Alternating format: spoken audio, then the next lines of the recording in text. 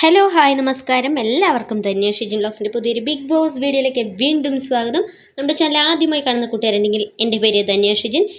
ലോകമെമ്പാടുമുള്ള പ്രേക്ഷകരുടെ ജനകീയ ഷോയായ Asianet Bigg Boss Malayalam season 6 ആരംഭിക്കാൻ ഇനി വെറും 8 ദിവസങ്ങൾ മാത്രം പിന്നിടുമ്പോൾ Asianet Bigg Boss Malayalam season 6ൻ്റെ വേദിയിലെത്താൻ സാധ്യതയുള്ള 99% കൺഫേമായ 15 പേരുടെ ലിസ്റ്റുമായാണ് ഇന്ന് നമ്മൾ വന്നിരിക്കുന്നത്. വീണ്ടും ഓർമ്മിപ്പിക്കുന്നു, ഇതിൽ പലരും റിജക്റ്റ് ആവാം, പലരും വൈൽഡ് കാർഡായും വരാം. കാരണം ബിഗ് ബോസ് എന്നത് ഒരു അൺപ്രഡിക്റ്റബിൾ ഷോയാണ്. സോ നമുക്ക് നേരെ വീഡിയോയിലേക്ക് പോകാം. അതിന് മുൻപ് നമ്മുടെ ചാനൽ ആദ്യമായി കാണുന്ന ഏതെങ്കിലും കൂട്ടുകാരനെങ്കിൽ ഒന്ന് സബ്സ്ക്രൈബ് ചെയ്ത് തൊട്ടടുത്ത് കാണുന്ന ഒരു ബെൽ ബട്ടൺ എനേബിൾ ചെയ്യുക. Asianet Bigg Boss Malayalam season 6ൽ എത്താൻ സാധ്യതയുള്ള ആദ്യത്തെ കണ്ടസ്റ്റൻ്റ് എന്ന് പറയുന്നത് ശരണ്യ ആനന്ദാണ്. ശരണ്യ ആനന്ദ് നമ്മുടെ ഏഷ്യാനെറ്റ് തന്നെ കുടുംബവിളക്ക് എന്ന സീരിയലിലെ വേദിക എന്നുള്ള കഥാപാത്രത്തെ അതിമനോഹരമായി അവതരിപ്പിച്ച പ്രേക്ഷകരുടെ ഉള്ളിലേക്ക് ആ ഒരു കഥാപാത്രത്തെ അത്രമേൽ പ്രകമ്പനം കൊള്ളിച്ച ആ ഒരു കഥാപാത്രത്തെ അവതരിപ്പിച്ച നമ്മുടെ Saranya Anand Asianet Bigg Boss Malayalam season 6ൽ 99% നമുക്ക് ഉറപ്പിക്കാവുന്ന ഒരു കണ്ടസ്റ്റൻ്റ് തന്നെയാണ്. രണ്ടാമത്തെ കണ്ടസ്റ്റൻ്റാണ് നമ്മുടെ Jindo body craft. Jindo celebrity body ബിൽഡറാണ്. അത് മാത്രമല്ല ബിഗ് ബോസിൽ നിന്ന് തന്നെ ഇറങ്ങിയിട്ടുള്ള പല കണ്ടസ്റ്റൻസിൻ്റെയും ബോഡി ബിൽഡ് ചെയ്തിട്ടുള്ള ഒരു സെലിബ്രിറ്റി ബോഡി ബിൽഡറാണ് ജിൻഡോ. ജിൻഡോയെ നമുക്ക് Asianet Bigg Boss Malayalam season 6ൽ ഒരു 99% കൺഫേം ആയിട്ടുള്ള കണ്ടസ്റ്റൻ്റാണ്.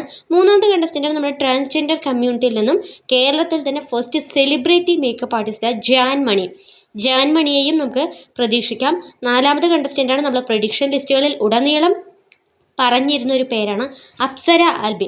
അപ്സര ആൽബി ഒരുപക്ഷെ നിങ്ങൾക്ക് എല്ലാവർക്കും ഫെമിലിയർ ആയിരിക്കും. ഏഷ്യാനെറ്റിൽ നമ്മുടെ സാന്ത്വനം എന്നുള്ള ഒരു സീരിയലിലെ വില്ലത്തി കഥാപാത്രമായ ജയന്തി എന്നുള്ള ആ ഒരു കഥാപാത്രത്തെ അതിമനോഹരമായി അവതരിപ്പിച്ച വ്യക്തിയാണ് നമ്മുടെ അപ്സര ആൽബി. അപ്സര ആൽബിയെ നമുക്ക് 99% കൺഫേം ആയി തന്നെ നിൽക്കാം.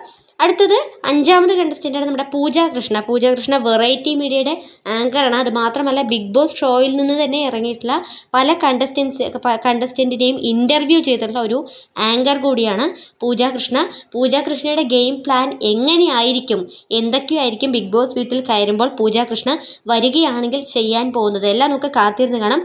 ആറാമത്തെ കണ്ടസ്റ്റൻ്റാണ് നമ്മുടെ ഋഷികുമാർ.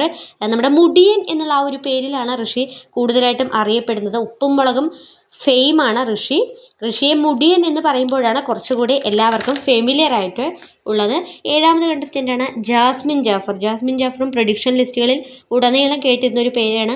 ബ്യൂട്ടി വ്ളോഗറാണ്. അത് മാത്രമല്ല കുറച്ച് നാൾ മുൻപ് വരെ ഉണ്ടായിരുന്ന ഏഷ്യാനെറ്റിൻ്റെ കുക്ക് വിത്ത് കോമഡി ഫെയിം കൂടിയാണ് ജാസ്മിൻ ജാഫർ.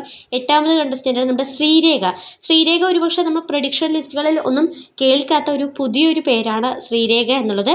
വെയിൽ എന്നുള്ള ഒരു മൂവിയിൽ നമ്മുടെ ഷെയ്ൻ നിഗത്തിൻ്റെ അമ്മയായിട്ട് അവതരിപ്പിച്ച ആ ഒരു ക്യാരക്ടർ ചെയ്ത ആർട്ടിസ്റ്റാണ് ശ്രീരേഖയുടെ പേര് നമ്മൾ 99% കൺഫേം ആയി തന്നെ വെക്കുന്നുണ്ട്. ഒൻപതാമത് കണ്ടസ്റ്റൻ്റാണ് യമുന റാണിയൊക്കെ നമ്മുടെ റോൺസൻ്റെ സ്റ്റോറിയിലൂടെ റോൺസൺ മെൻഷൻ ചെയ്തിട്ടുള്ള ഒരു ആർട്ടിസ്റ്റാണ്. ഏഷ്യാനെറ്റിൽ തന്നെ ചന്ദനമഴ എന്നുള്ള ഒരു സീരിയലിലെ മധുമതി എന്നുള്ള ഒരു കഥാപാത്രത്തെ അവതരിപ്പിച്ച യമുന റാണി ഒരു സീനിയർ ആർട്ടിസ്റ്റാണ്. തീർച്ചയായും യമുന റാണി വരാൻ സാധ്യത വളരെയധികം കൂടുതലാണ്. പത്താമത് കണ്ടസ്റ്റൻ്റാണ് കൃഷ്ണ ആർട്ടിസ്റ്റാണ്. ഒരുപക്ഷെ കുറച്ച് നാളുകൾക്ക് മുൻപ് അല്ലെങ്കിൽ പഴയ സിനിമകളിലൊക്കെ എല്ലാവർക്കും കാണാൻ കഴിയുന്ന ഒരു കഥാപാത്രമായിരുന്നു കൃഷ്ണ. അയാൾ കഥ എഴുതുകയാണ് എന്നുള്ള ഒരു മൂവിയിൽ കൃഷ്ണ ചെറിയൊരു റോൾ ചെയ്തിട്ടുണ്ട് എന്നാണ് എനിക്ക് തോന്നുന്നത്. ഇപ്പോഴുള്ള ഒട്ടുമിക്ക മൂവികളിലൊന്നും കൃഷ്ണയെ കാണാനില്ല. പക്ഷേ കൃഷ്ണയൊക്കെ ബിഗ് ബോസ് വീട്ടിലേക്ക് വരികയാണെങ്കിൽ നല്ലൊരു ഗെയിം തന്നെ അവിടെ കളിക്കുമെന്ന് ഞാൻ വിശ്വസിക്കുന്നു. 11ാമത് കണ്ടസ്റ്റൻ്റാണ് ഡയാന ഹമീദ്, സീരിയൽ ആർട്ടിസ്റ്റാണ്. 12ാമത് കണ്ടസ്റ്റൻ്റാണ് നമ്മുടെ മുകേഷ് എം നായർ. പ്രഡിക്ഷൻ ലിസ്റ്റുകളിലൊക്കെ നമ്മൾ പറഞ്ഞു കേട്ട ഒരു പേരാണ് Mukesh M Nair. Mallu JD food വ്ളോഗറാണ്. അദ്ദേഹത്തെയും നമുക്ക് പ്രതീക്ഷിക്കാം. 13ാമത്തെ കണ്ടസ്റ്റൻ്റാണ് ജസീല പർവൺ, ആർട്ടിസ്റ്റാണ്. ഇതൊക്കെ നമ്മൾ മുൻപുള്ള പ്രഡിക്ഷൻ ലിസ്റ്റിൽ നിരന്തരം പറഞ്ഞിട്ടുള്ളൊരു പേരാണ്. അതുകൊണ്ടാണ് വീണ്ടും ഡീറ്റെയിൽ ആയിട്ട് ആ ഒരു വ്യക്തികളെക്കുറിച്ച് വീണ്ടും എടുത്തു പറയാത്തത്. 14ാമത്തെ കണ്ടസ്റ്റൻ്റ് രാധിക നായരും ടൈംസ് ഓഫ് ഇന്ത്യയുടെ ജേർണലിസ്റ്റാണ്. അത് മാത്രമല്ല നമ്മുടെ ബിഗ് ബോസ് മലയാളം സീസൺ 5ൽ പ്രസ് മീറ്റിൽ ആദ്യത്തെ ക്വസ്റ്റ്യൻ ചോദിച്ച ആ ഒരു നമ്മുടെ റിനോഷിനെയൊക്കെ ചോദ്യം ചോദിച്ച് വെള്ളം കുടിപ്പിച്ച ആ ഒരു ആംഗ്യ ഭാഷയിലുള്ള ചോദ്യം ചോദിച്ച ഒരു ജേർണലിസ്റ്റാണ് രാധിക നായർ. രാധിക നായർ ടൈംസ് ഓഫ് ഇന്ത്യയുടെ ജേർണലിസ്റ്റാണ്. അത് മാത്രമല്ല 15ാമത് കണ്ടസ്റ്റൻ്റാണ് നമ്മുടെ ബിനീഷ് ബാസ്റ്റിൻ. ഒരുപക്ഷെ ബിനീഷ് ബാസ്റ്റിന് ഒട്ടുമിക്ക എല്ലാവർക്കും ഫെമിലിയർ ആയിട്ടുള്ള നമ്മുടെ ഫ്ലവേഴ്സ് ടിവിയുടെ സ്റ്റാർ മാജിക് ഫെയിമാണ് ബിനീഷ് ബാസ്റ്റിൻ. ബിനീഷ് ബാസ്റ്റിൻ എന്തായാലും ബിഗ് ബോസ് ഷോയിൽ വരുമെന്ന് നമുക്ക് ഇതുപോലെ തന്നെ 99% മാത്രമേ കൺഫേം ചെയ്യാൻ പറ്റുള്ളൂ. ഇവരൊക്കെ മോസ്റ്റ് പ്രോബബിൾ ആയിട്ടുള്ള കണ്ടസ്റ്റന്റ് ആണ്.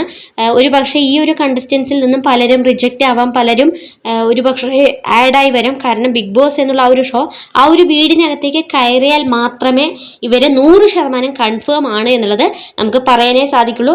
ഈ പറഞ്ഞ പേരുകളിൽ തന്നെ പലരും 100% കൺഫേം ആണ്. പക്ഷെ നമുക്ക് ചില നിയമലംഘനങ്ങൾ നടത്താൻ താല്പര്യം ഇല്ലാത്തത് കൊണ്ട്, ആ ഒരു നിർവാഹം ഇല്ലാത്തത് കൊണ്ടാണ് 99% എന്ന് ഞാൻ പറയുന്നത്. ഒരുപക്ഷെ ഫൈനൽ ആയിട്ട് അല്ലെങ്കിൽ ബിഗ് ബോസ് വീട്ടിലേക്ക് തീർച്ചയായും 100% കൺഫേം ആണ് എന്ന് പ്രേക്ഷകർക്ക് തോന്നുന്ന ഏതെങ്കിലും കണ്ടസ്റ്റൻസിന്റെ പേരുകൾ ഉണ്ടെങ്കിൽ ദയവായി ഒന്ന് നമ്മുടെ കമന്റ് ബോക്സിൽ